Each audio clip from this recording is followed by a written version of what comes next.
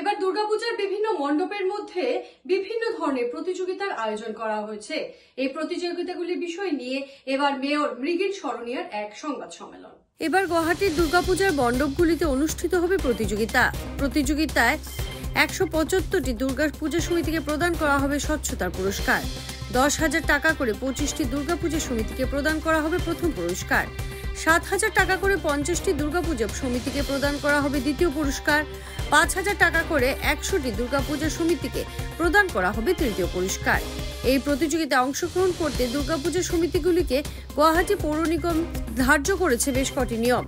বিশেষ করে পুজো মণ্ডপগুলিতে প্লাস্টিক বর্জন হতে হবে, আবর্জনা নিষ্কাশনের ব্যবস্থা থাকতে হবে মণ্ডপগুলিতে। তার জন্য প্রতিটি ওয়ার্ডে গঠন করা হবে একটি করে সমিতি। সেই সমিতিতে থাকবে কাউন্সিলর থেকে পুরো কমিটির কার্যবাহী আধিকারিকরাও।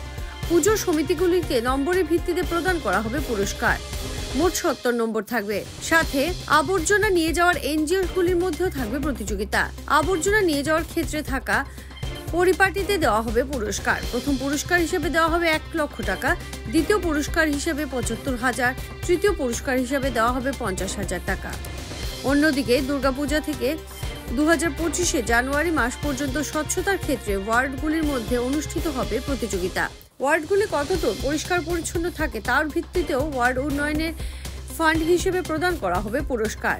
ওয়ার্ডের ক্ষেত্রে উন্নয়নের ফান্ড হিসেবে প্রথম পুরস্কারে থাকবে 10 লক্ষ টাকা, দ্বিতীয়তে থাকবে 7 এবং তৃতীয়তে থাকবে 5 লক্ষ টাকা।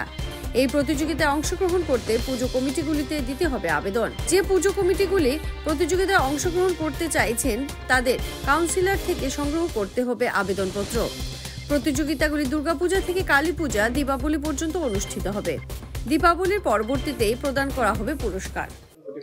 হয়, আমি দুর্গাপূজা যোৱাবাৰৰ নিচিনা এইবাৰো আমি স্বচ্ছ দুৰ্গাপূজা অনুষ্ঠিত কৰাৰ কাৰণে কিছু আমি পূজা সমিতিসকলৰ মাজত এক প্ৰতিযোগিতা আমি অনুষ্ঠিত কৰিছোঁ। আৰু প্ৰথম পুৰস্কাৰ হিচাপে আমি 10,000 টকা কৰি আমি 25খন দুৰ্গাপূজা কমিটিক আমি দিয়াৰ কাৰণে ব্যৱস্থা গ্ৰহণ কৰিছোঁ। দ্বিতীয় হিচাপে আমি 7,000 টকাকৈ আমি প্ৰায় 50খন পূজা কমিটিক স্বচ্ছ কৰি ৰখাৰ কাৰণে আমি দিয়াৰ ব্যৱস্থা গ্ৰহণ কৰিছোঁ। আৰু তৃতীয় আমি 5,000কৈ আমি 100খন পূজা কমিটিক আমি দিয়াৰ কাৰণে ব্যৱস্থা গ্ৰহণ আমি কৰিছোঁ। আৰু স্বচ্ছতা কৰি ৰখাৰ ক্ষেত্ৰত তেওঁলোকে কিছু আমাৰ নীতি নিয়ম আমাৰ পালন কৰিব লাগিব। এই নীতি নিয়ম মতে তেওঁলোকে সকলো পেণ্ডেলত ছিংগল ইউজ প্লাষ্টিক তেওঁলোকে ব্যৱহাৰ কৰিব নোৱাৰিব, এটা প্লাষ্টিক ফ্ৰী কৰিব লাগিব। দ্বিতীয়তে আমাৰ জাবৰটো সুন্দৰভাৱে প্ৰপাৰলি যেন তেওঁলোকে এটা নিষ্কাশন কৰিব পাৰে বা জমা কৰি থ'ব পাৰে তাৰ কাৰণে ব্যৱস্থা গ্ৰহণ কৰিব লাগিব। প্ৰতিখন পূজা কমিটিক নীলা আৰু সেউজীয়া ডাষ্টবিন তেওঁলোকে ব্যৱহাৰ কৰিব লাগিব। আৰু স্বচ্ছ কৰ্মী বা ভলেণ্টিয়াৰ্ছ তেওঁলোকে যি চাফা কৰাৰ ক্ষেত্ৰত তেওঁলোকে আমি তাতে দিব লাগিব। কোনো ধৰণৰ জাবৰ তেওঁলোকে জ্বলাব নোৱাৰিব। তো এই ধৰণৰ আমি ক্ৰাইটেৰিয়া আমি ৰাখিছোঁ। আৰু এইটো তেওঁলোকে আমাৰ আয়ুক্ত ডাঙৰীয়াৰ পৰা যেতিয়া পাৰ্মিশ্যন ল'ব সেইখিনি ক্ৰাইটেৰিয়া তেওঁলোকক বান্ধি দিয়া যাব। তো এই ধৰণৰ ব্যৱস্থা গ্ৰহণ কৰিছোঁ। আৰু 7টা পইণ্টত আমি 10 নম্বৰ 70টা আমি এনেকৈ আমি পইণ্ট ধৰিছোঁ, য'ত আমি স্বচ্ছতাৰ ক্ষেত্ৰত প্ৰতিযোগিতাৰ ক্ষেত্ৰত আমি নাম্বাৰ দিম। আৰু এই স্বচ্ছতা প্ৰতিযোগিতাখন সুন্দৰভাৱে চলাৰ কাৰণে পৰিচালনা কৰাৰ কাৰণে প্ৰতিটো ৱাৰ্ডত আমি কিছু আমি কমিটি গঠন কৰিছোঁ, য'ত আমাৰ এক্সিকিউটিভ অফিচাৰ থাকিব, এক্সিকিউটিভ ইঞ্জিনিয়াৰ থাকিব, আমাৰ জুনিয়ৰ ইঞ্জিনিয়াৰ থাকিব, আমাৰ ছুপাৰভাইজাৰখিনি থাকিব। আৰু আমি 2-1জন পাব্লিকৰো আমি মতামত লোৱাৰ কাৰণে ব্যৱস্থা গ্ৰহণ কৰিম।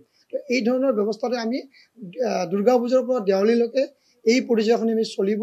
আৰু এই চলাৰ ক্ষেত্ৰত আমি গোটেইখিনি আমি স্বচ্ছতাৰ ক্ষেত্ৰত আমি নৱেম্বৰৰ মাজমাহত আমি পুৰস্কৃত আমি কৰিম। ইয়াৰ লগে লগে আমি NGO-সকলক যিসকল NGO ইতিমধ্যে আমি এংগেজ কৰিছোঁ চাফ চিকুণ কৰাৰ ক্ষেত্ৰত, তেওঁলোকৰ মাজতো এটা প্ৰতিযোগিতা আমাৰ অনুষ্ঠিত হ'ব। তেওঁলোকৰো গোটেই ৱাৰ্ডটো যদি ড'ৰ টু ড'ৰ কালেকশ্যন আৰু দুৰ্গা পূজাৰ কালেকশ্যন যদি খুব ভালকৈ কৰিব পাৰে, তেওঁলোকে প্ৰথম পুৰস্কাৰ হিচাপে 1 লাখ টকা তেওঁলোকক আমি পুঁজি আমি অৰ্পণ কৰিম। দ্বিতীয়তে আমি তেওঁলোকক 70,000কৈ আমি দিম। আৰু তৃতীয়টো আমি 50,000কৈ তেওঁলোকক আমি দিম, 3টা ফাৰ্ষ্ট ছেকেণ্ড থাৰ্ড প্ৰাইজ। ইয়াৰ লগে লগে আমি দুৰ্গা পূজাৰ পৰাই আপ টু জানুৱাৰীৰ 31 তাৰিখলৈকে আমি প্ৰতিটো ৱাৰ্ডতো আমি কাউন্সিলৰসকলৰ মাজতো বা তেওঁলোকৰ ৱাৰ্ডসকলৰ মাজতো আমি এক প্ৰতিযোগিতা সমগ্ৰ গুৱাহাটীবাসী ৰাইজৰ মাজত এক প্ৰতিযোগিতা অনুষ্ঠিত কৰিব বিচাৰিছোঁ, য'ত প্ৰথম পুৰস্কাৰ হিচাপে উন্নয়ন পুঁজি হিচাপে 10 লাখ টকা আমি দিম। আৰু দ্বিতীয় পুৰস্কাৰ হিচাপে 7 লাখ টকা তেওঁলোকক দিম, আৰু তৃতীয় পুৰস্কাৰ আছে 5 লাখ টকা উন্নয়ন পুঁজি হিচাপে দিম। তাতে আমাৰ কাউন্সিলৰসকলে ডোৰ টু ডোৰ কালেকশ্যন 100% কৰাৰ কাৰণে ব্যৱস্থা গ্ৰহণ কৰিব। দুৰ্গা পূজাৰ পৰা আৰম্ভ কৰি আমি জানুৱাৰী 31 তাৰিখলৈ আমি কৰিম। এই তিনিটা প্ৰতিযোগিতা যেন সুন্দৰভাৱে হওক, কাৰণ এটা উদ্দেশ্য আছে যে গুৱাহাটীখন স্বচ্ছ কৰি ৰাখিব লাগে। গুৱাহাটীখন স্বচ্ছ কৰি ৰাখিলে তো নিশ্চয়কৈ আমি আগন্তুক দিনত গুৱাহাটীখন যি স্বচ্ছ সৰ্বেক্ষণ আহিছে, বিভিন্ন ধৰণৰ কথা আহিছে, প্ৰতিযোগিতা আহিছে, আমি প্ৰতিযোগিতা আমি ভাল ফল পাব পাৰিম।